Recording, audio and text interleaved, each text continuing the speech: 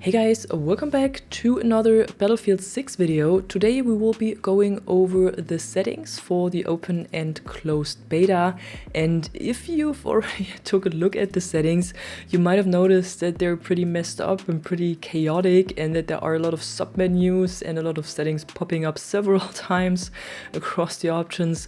So I try to lead you through this and try to guide you through this as good as possible, but I hope they will still change this for the full release and maybe make it a bit more concise or at least less chaotic. But for now we have to live with this menu right here, and we're gonna start with the accessibility. And here I only changed the subtitles. I turned them off because I don't really like them and don't need them, but if you do have the subtitles, you can change the settings right here, so you can also change their size and outline and their background opacity and what kind of subtitles you actually want and need.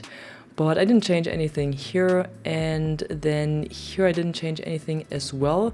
But if you're suffering from tinnitus, you might want to change some of those settings here. I'm not experienced with this, so I cannot give you any recommendation, but if you have these problems, then you might want to check this out, and it might help you to reduce some of the sound effects in the game. Then for the colors, I set it to Tritonopia, but not because I'm actually colorblind, but because I like the color palette of it, because it reminds me on Battlefield 3 and 4. You can also keep it the way it is or give it your own settings right here. Then for the camera effects, I would recommend to get in here as soon as possible as you start playing and turn down world motion blur, weapon motion blur, camera shake, and chromatic aberration, because you don't need any of that and it will just mess up your gameplay, especially the camera shake.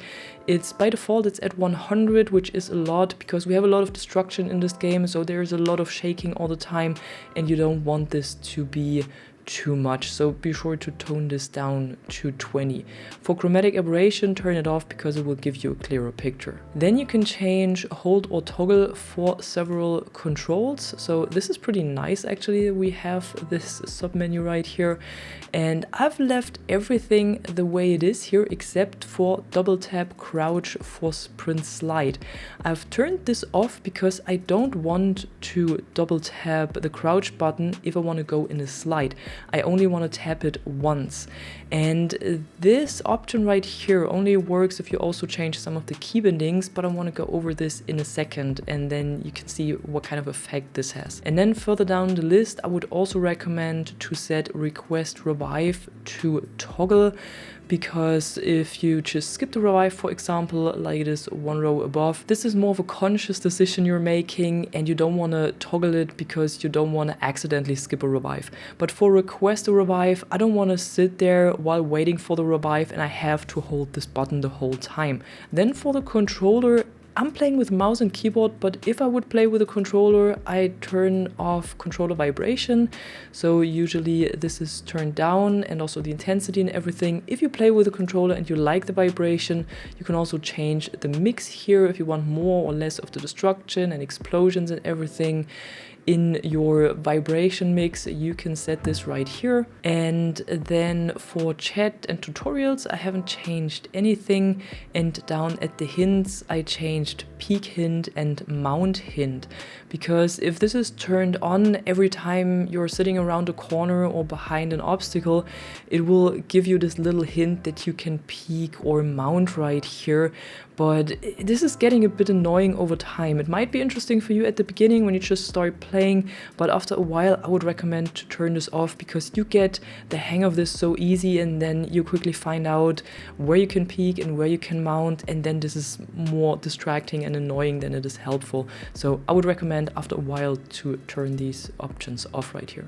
Moving on to the gameplay options, we start with the inverted options right here, and here the only thing I've changed is actually invert vertical flight aircraft, and I have turned this off as well.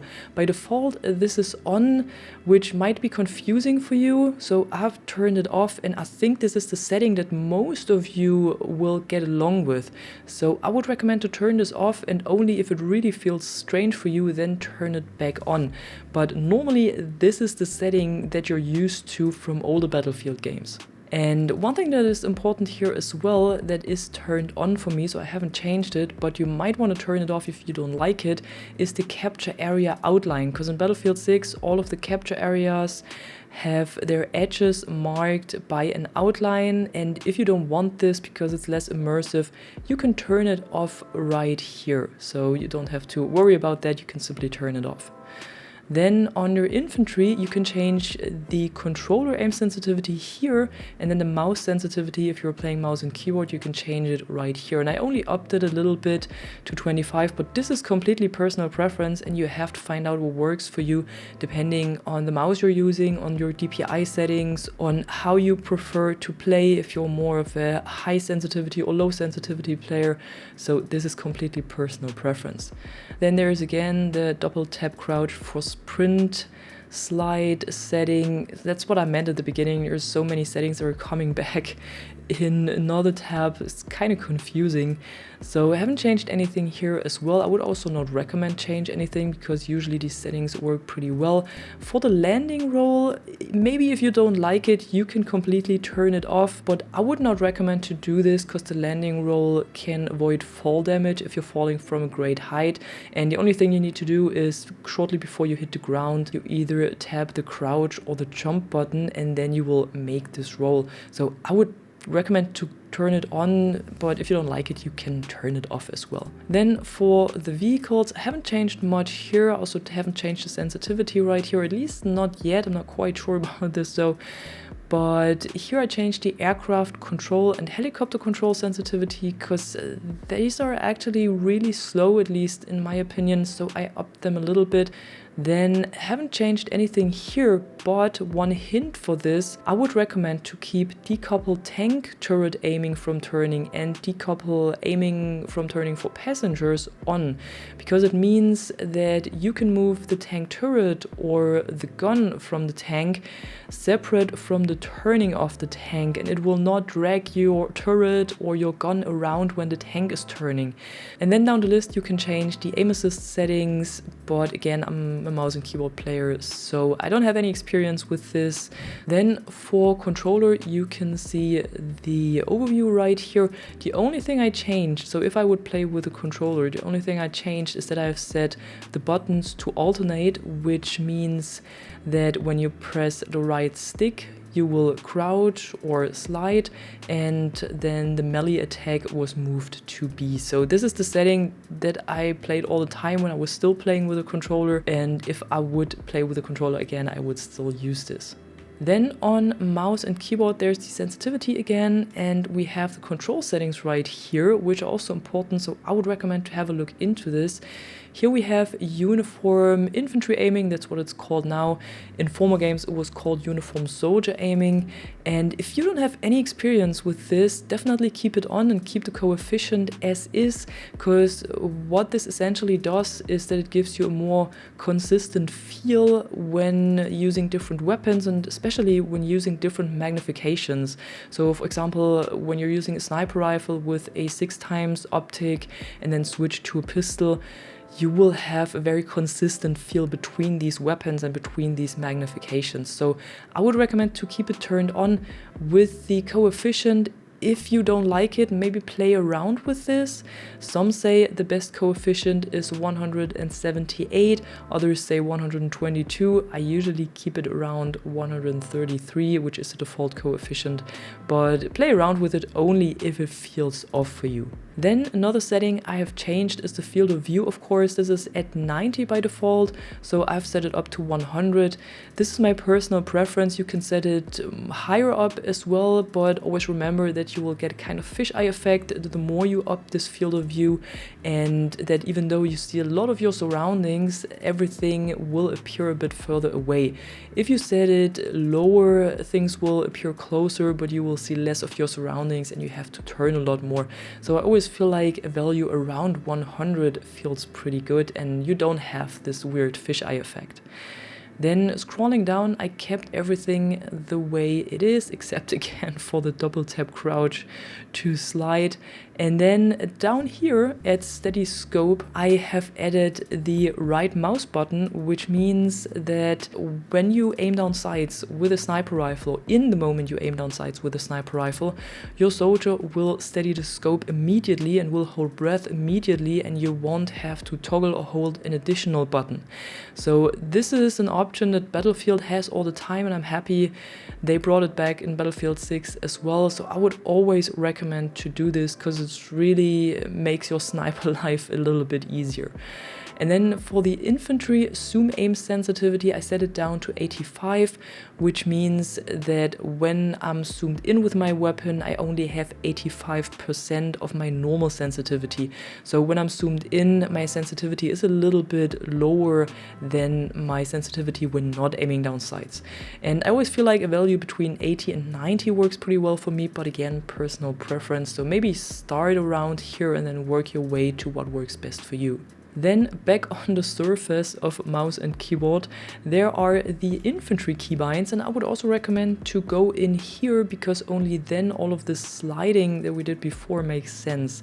So I would recommend to scroll all the way down here to crouch, hold toggle, and toggle prone hold. What I prefer to set it is I set the control to crouch, toggle, and prone hold.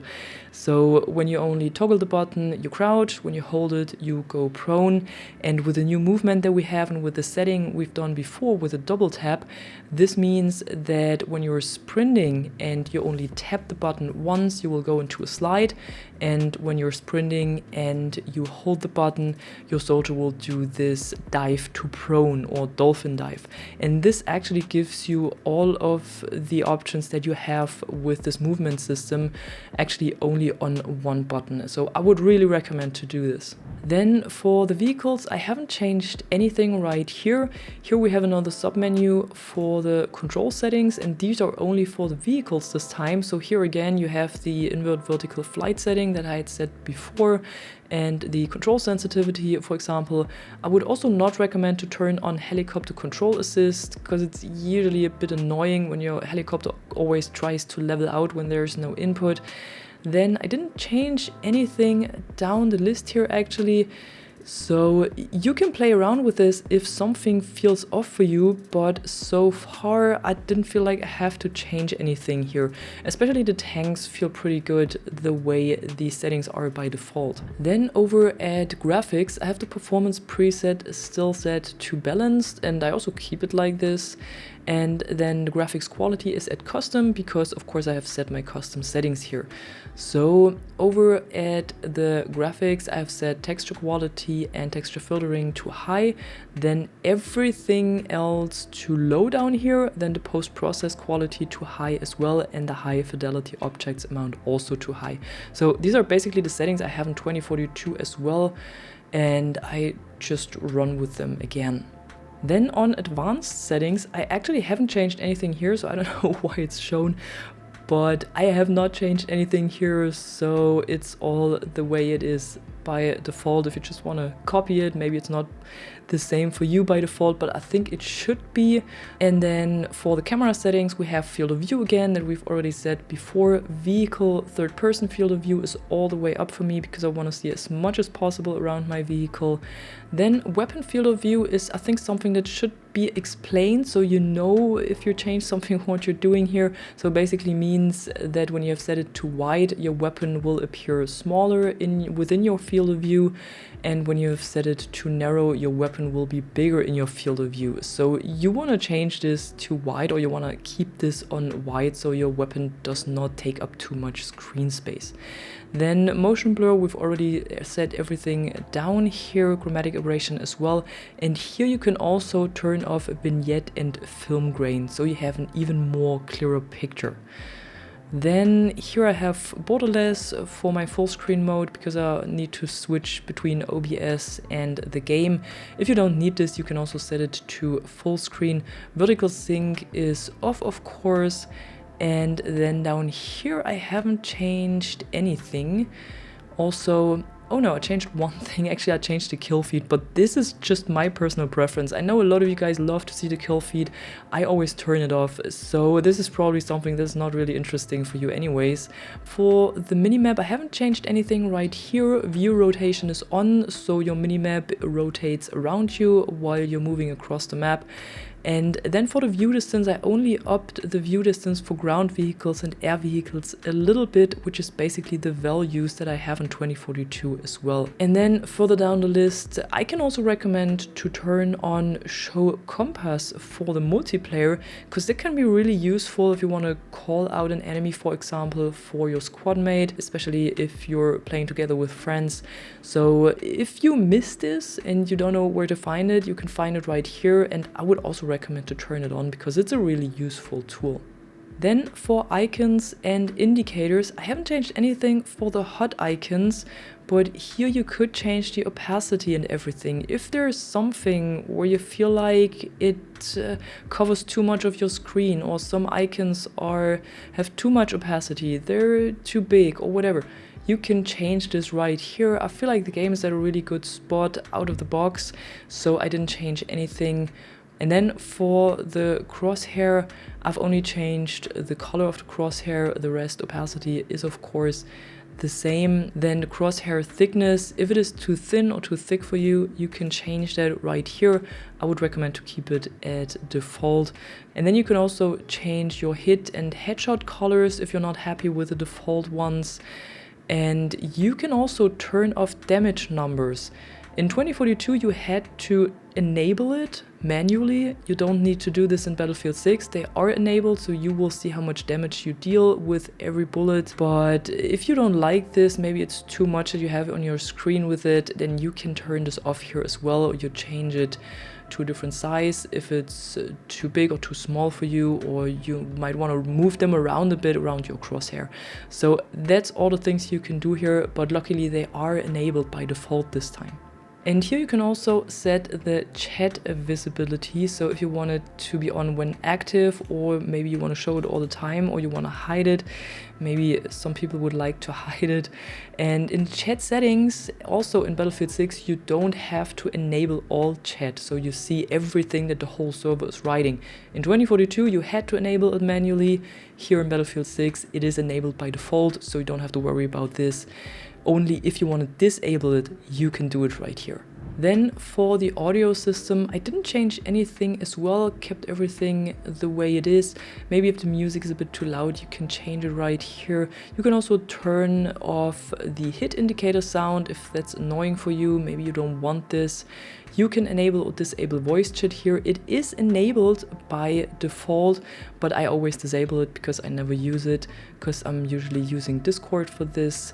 Then on system, we have the player created content and the command console. This might be interesting actually for some PC players, because sometimes you slip on this button where you open the command console and then you can't do anything in game unless you close it. So if this happens to you, sometimes you can disable the console now. And what you can do as well, which is especially interesting for streamers and content creators, is that there is a streamer mode now that you have to enable, of course, if you need it. And streamer mode means that everyone else on your server has a random name instead of the actual names that they have. So maybe you want to hide those names because you're getting stream sniped or something, or just for the privacy of other players. And then the anonymous mode is actually the other way around, so your name is hidden for everyone else on the server. So no one can see that you are playing on the server, which can be useful as well, I guess, especially for bigger creators that don't want to get seen out in the wild. And one thing I would also recommend to turn on is scoreboard ping. You can see this right here on the network, because this will show you the ping of other players in the scoreboard. This is unfortunately not enabled by default, so you have to turn it on so you can see why another player is lagging, for example. And that was it for today. These were all of the settings you can find in the Battlefield 6 open beta and my recommendations for them. I hope that this helps you to find the best settings for yourself and also for your playstyle. And if you found this video helpful, be sure to drop a like and subscribe. And I'm gonna see you in the next one. I'm the Catwoman, and you are awesome.